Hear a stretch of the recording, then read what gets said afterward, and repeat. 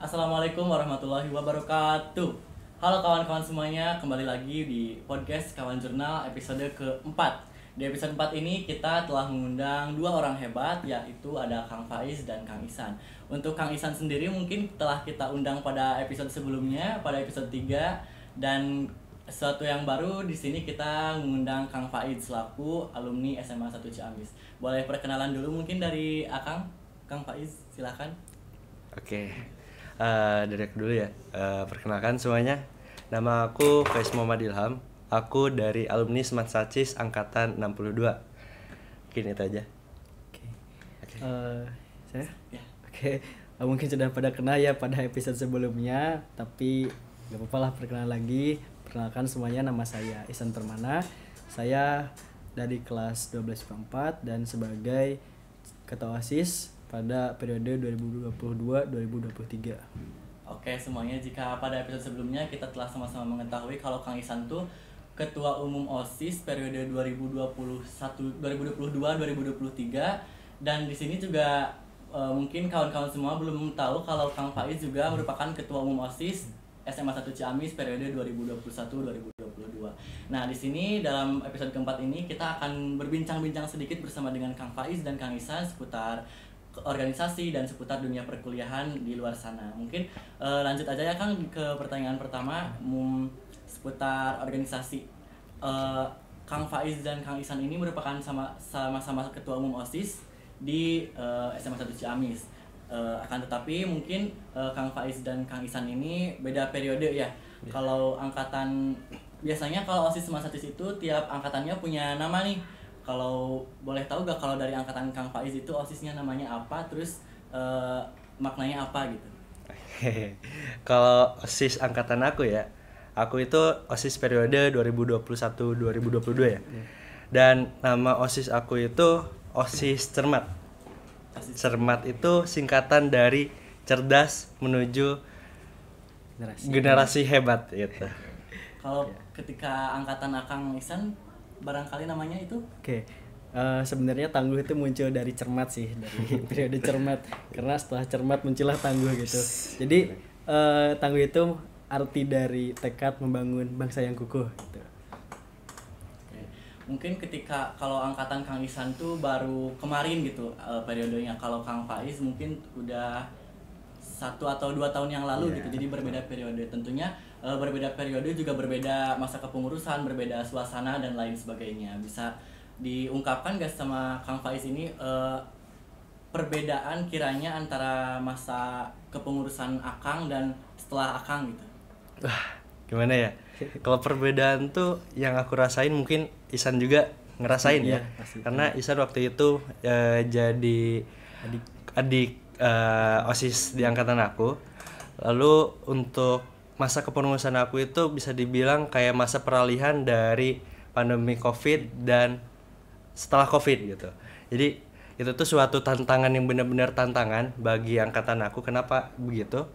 Karena dari semua pengalaman atau yang kita lihat selama kita masuk SMA waktu itu tuh kita tuh melihatnya bagaimana caranya OSIS menjalankan sesuatu organisasi itu waktu pada masa pandemi gitu.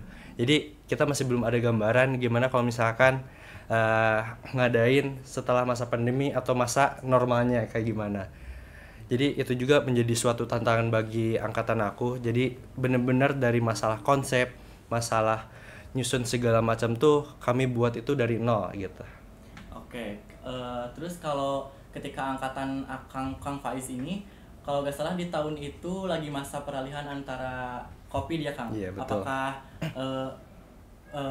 masa Covid itu berpengaruh terhadap atau menghambat kinerja kepengurusan Akang dan program-programnya? Apakah itu menjadi sesuatu yang sulit bagi Akang atau bagaimana ini? Wah, tentu tidak sih. Karena gimana ya?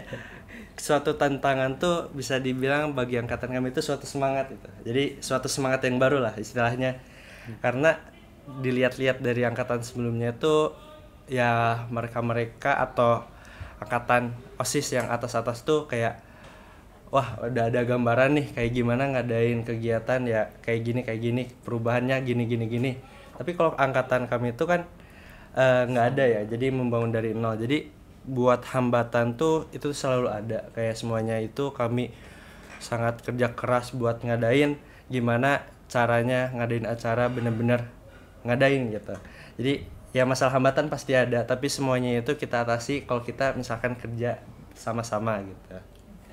Iya. Kalau ketika masanya Kang Faiz itu hambatan terbesarnya COVID nih, kalau angkatan Kang Ihsan kiranya hambatan apa gitu Kang? Oke, mungkin hampir sama ya kalau bagi saya gitu, karena saya juga masih dalam peralihan masa new normal gitu dari masa pandemi COVID, dan juga kebetulan pada periode pertama saya juga pada angkatan cermat itu kan kurang lebih kerjanya selama setengah periode itu kan dari masa COVID gitu, setengah periode lagi masa new normal gitu, peralihan di sekolah gitu. Nah itu juga menjadi sebuah tantangan karena kami juga belum sepenuhnya matang sih buat pengalaman selama bekerja di lapangan itu, dan juga ada beberapa proker yang belum kami alami gitu selama di sekolah, dan itu menjadi tantangan tersendiri bagi angkatan saya, terutama pada angkatan tangguh, karena kita harus bagaimana sih caranya memulai kinerja ini tanpa adanya pengalaman sebelumnya gitu, tetapi berkat usaha kerja dan semuanya dukungan dari seluruh pihak alhamdulillah bisa terlaksana. Oke, tentunya apapun hambatannya, apapun rintangannya, setiap periodenya ada kesan dan pesan yang luar biasa dan pengalaman yang mahal gitu ya teman-teman semuanya. Dan berhubung dengan organisasi ini kan, kalau organisasi di sekolah itu terus berlanjut ya, gak ada habisnya. Kalau dari Akang Faiz dan Kang Ihsan ini ada gak kesan, bukan kesan, lebih ke harapan sama amanat buat kita gitu selaku penerus organisasi di SMA 1 ini gimana gitu, ada sesuatu yang ada saran atau apa gitu? Mungkin masalah organisasi buat kita ya. Iya. Mungkin kita di sini kan masih menjadi siswa yang nantinya tuh jadi penerus bangsa. Apalagi Indonesia tuh punya visi Indonesia Emas di tahun 2045 gitu. Jadi untuk mewujudkan hal itu tuh ya gimana SDM dari katanya. Kan kita yang nantinya itu akan mengisi kursi-kursi atau mengisi pilar-pilar yang ada di untuk mewujudkan visi itu. Nah, untuk masalah apa tadi? Itunya sarannya ya, mungkin sarannya. Untuk masalah sarannya mungkin kayak kita tuh harus menanamkan pemikiran yang nggak lelah untuk meraih cita-cita, atau kita tuh jangan pernah merasakan selesai di saat kita belajar gitu. Jadi belajar tuh nggak akan pernah selesai sampai kapanpun. Terus masalah organisasi ya itu masalah benar-benar hal yang bisa kita ambil di sekolah, yang nantinya tuh bisa menjadi batu loncatan untuk di masa-masa yang akan datang. Jadi organisasi itu sangat penting guys.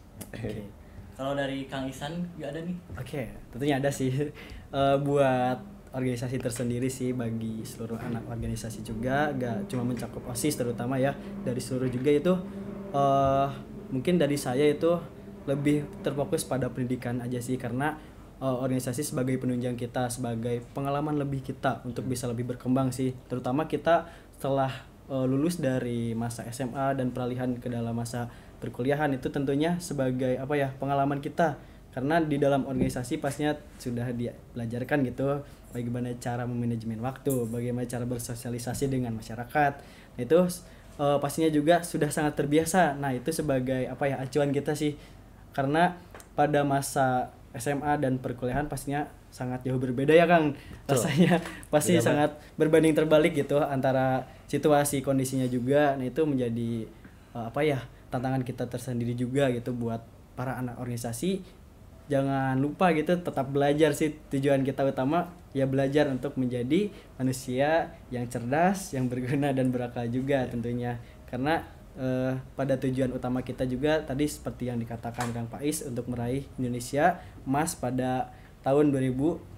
Nah, itu karena kita sebagai siswa juga tidak lepas dari kewajiban sih, harus belajar, karena kewajiban kita ya harus tetap belajar gitu untuk meraih kesuksesan di masa yang akan mendatang.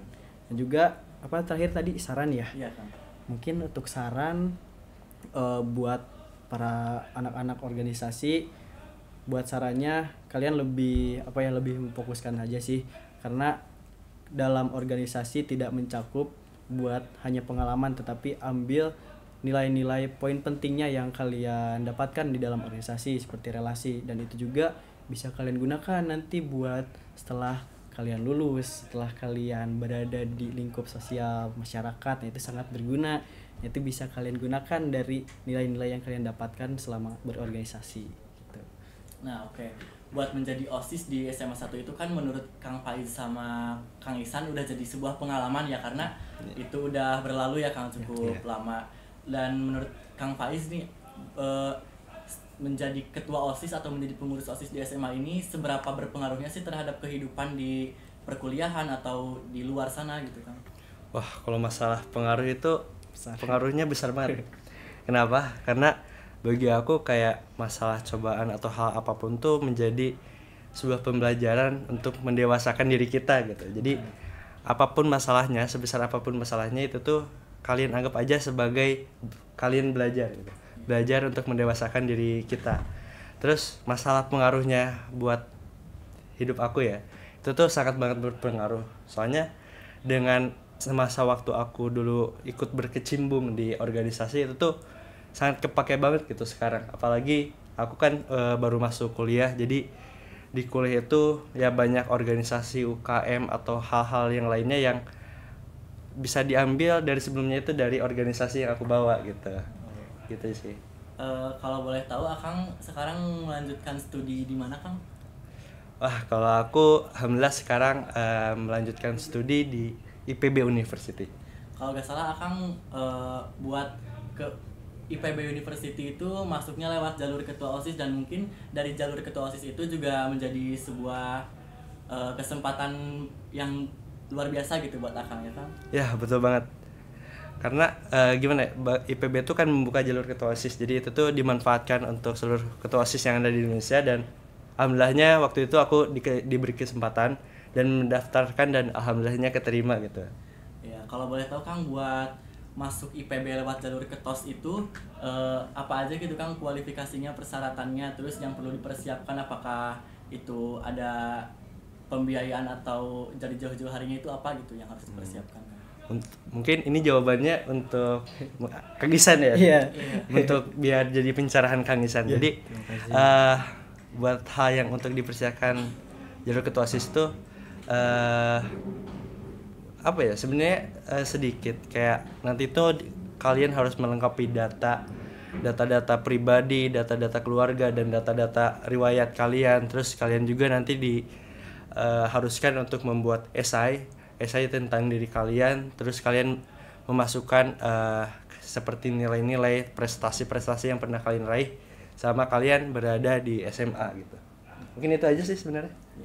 Kalau Kang Faiz selaku ketua umum OSIS melanjutkan ke IPB nih, kalau Kang Ihsan sama juga ketua umum OSIS, barangkali akan melanjutkan kemana nih? Apakah sama kayak Kang Faiz ataukah lain gitu? Gimana San? Tentunya ya saya ingin mencoba juga sih sama, karena ada peluang juga di antaranya. Kita kalau misalkan ada peluang ya harus dimaksimalkan gitu, jangan dibuang-buang, karena ada jalur ketua OSIS juga ya. Tentunya saya ingin mencoba, siapa tahu rezekinya ada di situ gitu. Tapi kalau misalkan tidak, saya akan mencobanya lagi mungkin di lain kesempatan ataupun di PTN yang lain juga gitu, sama. Iya.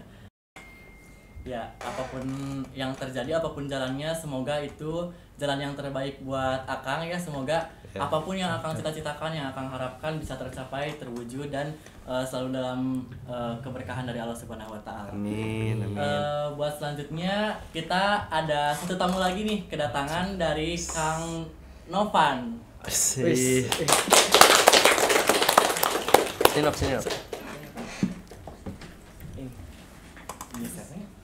Oh, geser ya.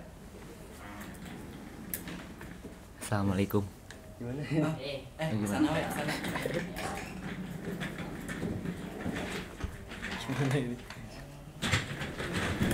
Everybody hands up, man. Podcast kan? Biasanya mana kan Biasanya gitu. Tapi orang biasanya podcastnya tara kaku guys. Kata-kata kan. Novan aku dulu. Serius. Berarti itu ulang masuk. Sebenarnya ini tuh udah. Oh itu udah. Oh berarti gimmick guys tadi guys. Maaf ya. Sorry Itu ini tadi emang briefingnya kayak gini sebenarnya. Nanti nge-cutnya bagus gak? Enggak usah dikat, ini langsung aja gini. natural Kita aja gini, gini, ya, natural dong. aja. Keren ini. Natural. Oke, tim operator jangan enggak usah Aman di ya? itu ya, aman ya. Aman. Oke. Boleh. Langsung aja.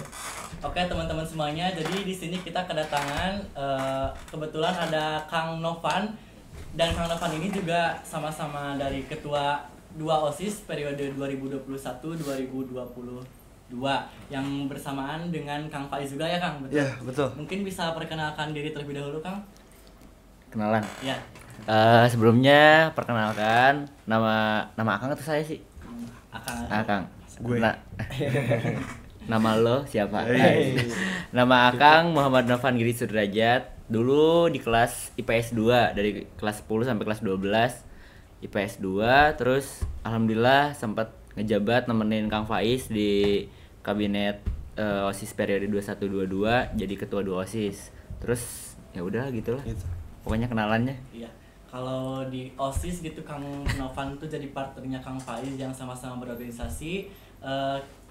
Tapi dengar-dengar juga nih Kang Novan tuh melanjutkan studi ke mana Kang? Ke UI ya Kang? Alhamdulillah. Ya. Kalau boleh tahu Kang Novan ngambil program studi apa di UI Kang? Akang kebetulan alhamdulillah dapat rezekinya hoki sih sebenarnya. Emang karena Allah aja pengen nempatin di situ gitu. Di program studi penyiaran multimedia. Wah keren banget. Bercanda. Menurut Akang nih Kang Novan, berorganisasi di sekolah itu berpengaruh gak Kang buat studi lanjutan Akang sekarang gitu Kang? Wah, pertanyaannya langsung kayak gitu ya? Enggak, Kang gimana kesan-pesan di UI? Langsung nanya nih, organisasi kayak gimana? Sebenarnya kalau misalkan ini sebenarnya sesepuh organisasi kita ini. Waduh, enggak lah. Sebenarnya, tapi enggak sih, kan saya Akang atau saya? Saya. Kan Akang kan sama Kang Faiz juga itu sempat ngejabat bareng.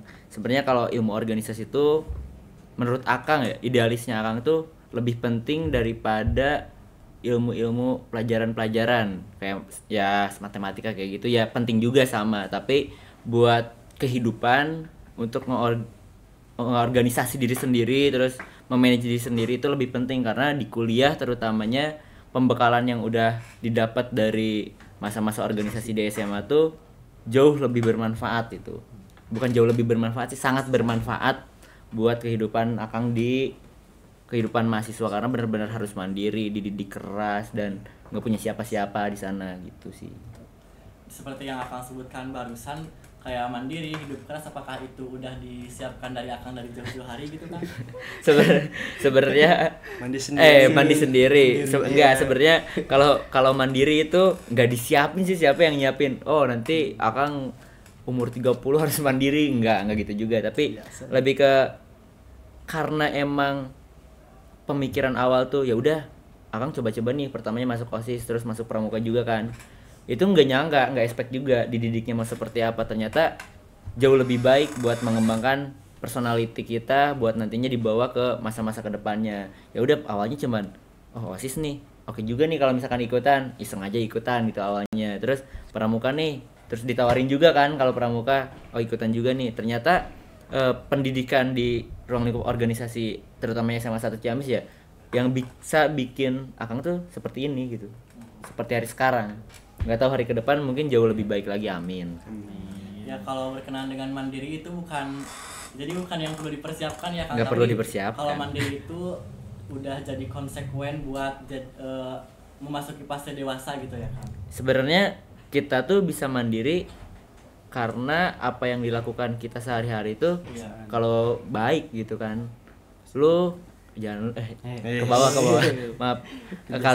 Kalian kalau misalkan mau mandiri tuh harus sering ngambil keputusan yang bermanfaat sih. Ya kayak misalkan Akang kan ngambil pramuka, ngambil OSIS itu satu keputusan yang manfaat, tapi tanggung jawabnya lebih besar kan, karena 1 periode 2 periode harus ngejalaninnya gitu. Oke Kang, balik lagi ke kampus nih Kang.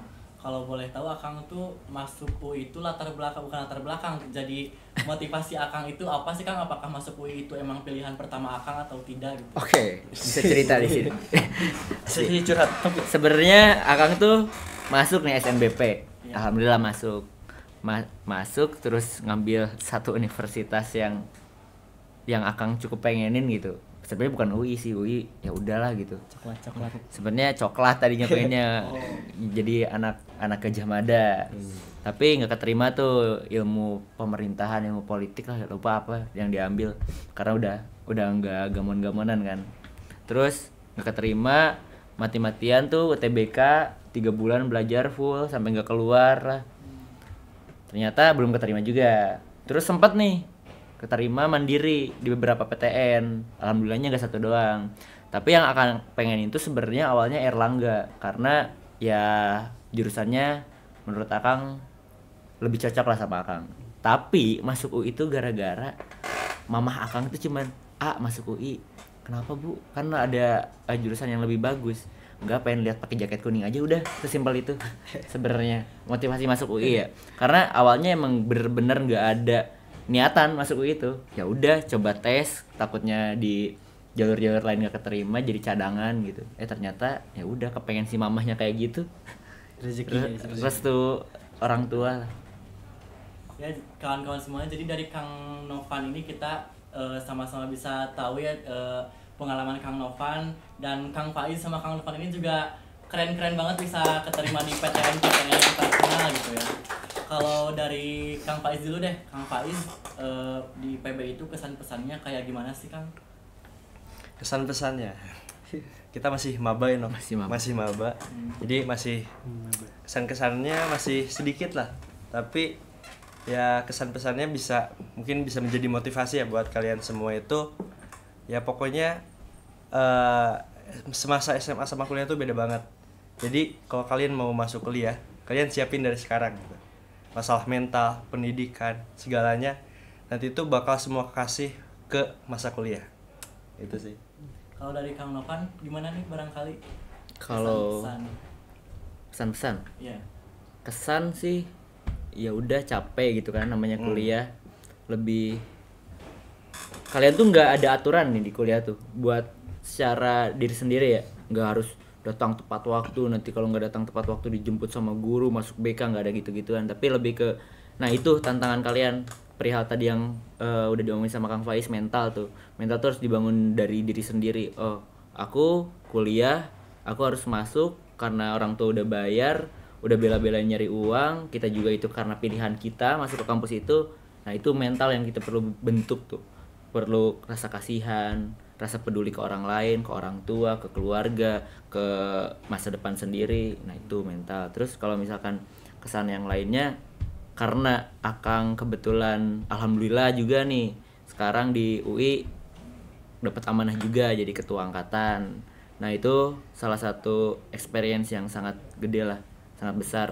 Itu yang bikin Akang berkesan bahwa di UI itu sangat capek. Karena jujur Akang tidur cuman 1 jam atau 2 jam, sisanya di kelas ngambil nyuri doang tidur. Kayak gitu sih sebenarnya. Kalau pesan buat kalian semua, Akang pernah dapat motivasi dari Sultan Syahrir, Perdana Menteri pertama Indonesia itu. Hidup tidak akan pernah dimenangkan kalau misalkan kalian gak berkorban, gitu aja sih sebenarnya. Jadi apapun setiap hari itu nggak perlu ngeluh lah, nggak perlu ngeluh. Hari ini ya, hari Senin ya. Udah biasa aja jalanin gitu, let it flow bro. Nggak usah pernah ngerasa gimana lah, gagal cinta, gagal nilai, gagal apa, itu emang udah takdirnya kayak gitu. Ya udah, iya, nggak usah banyak ngomong, banyakin aksi aja gitu. Ya. Jadi yang dipaparin sama Kang Faiz sama Kang Novan itu jadi sebuah perbedaan besar dari kehidupan ya, yang mana biasanya kita tuh belajar dekat rumah atau gak jauh-jauh banget, tapi kan kalau kuliah itu kayak kita tuh jadi anak rantauan gitu ya Kang. Itu mungkin jadi perbedaan besarnya. Terus nih Kang, buat kita yang masih duduk di bangku sekolah, di bangku SMA ini khususnya, pasti mandang kuliah tuh kayak, apalagi pendaftarannya ya Kang, sampai ribet gitu. Buat kita yang awam mungkin gak ngerti sama sekali tata cara pendaftarannya, alur-alur yang harus dilewati, dilengkapi itu sesulit apa sih menurut Akang gitu. Ada cara-caranya atau mungkin itu tuh sebenarnya hal yang simple, cuma emang tidak teredukasi aja ke kita gitu. Kita belum mengenal lebih jauh tentang perkuliahan. Oke, Oke. 1, 2, 3. Kita saksikan di EduFair 2024 nanti. Gak akan di-spill dulu ya, karena nanti dari Ada ya, Kang? alumni Ya. Semansa setiap universitas Bakal ada. ya nggak tahu tepatnya tanggal berapa, tapi sekitar bulan Januari lah. Itu kelas 10, kelas 11, kelas 12 boleh ikut, karena itu acara pertama kita ngumpulin semua alumni dari universitas yang nantinya bakal ngejelasin tuh pertanyaan-pertanyaan yang kalian butuhin. Tadi kan mulai gimana sih misalkan cara ngumpulin persyaratan, gimana sih cara daftarnya, gimana sih tentang pembiayaannya, nanti kalian bakal mengetahui semua itu di acara itu. Nah, jadi buat teman-teman, adik-adik dan akang teteh semua yang ingin mengetahui lebih lanjut tentang dunia perkuliahan, mungkin ditunggu aja acara EduFair di SMA 1 Ciamis. Ditunggu ya. Promosi. Promosi karena nanti yang ngegerakin kan Iya. Ya. angkatan kelas 11 yang ngebantu juga angkatan 12. Dan kita ada. kita mah main-main aja deh. Ya. Iya, jadi di EduFair itu isinya tentang seputar sosialisasi sistem, terus bagaimana-gimananya gitu. Kang ada di sana ya, Kang? Iya. Oke teman-teman semuanya, mungkin pertanyaan yang tadi sekaligus menjadi penutup kita pada perjumpaan hari ini. Sebuah hal yang luar biasa bisa bertemu dengan 3 orang hebat ini, dan semoga dari podcast ini kita dapat mengambil motivasi yang buat kedepannya gitu.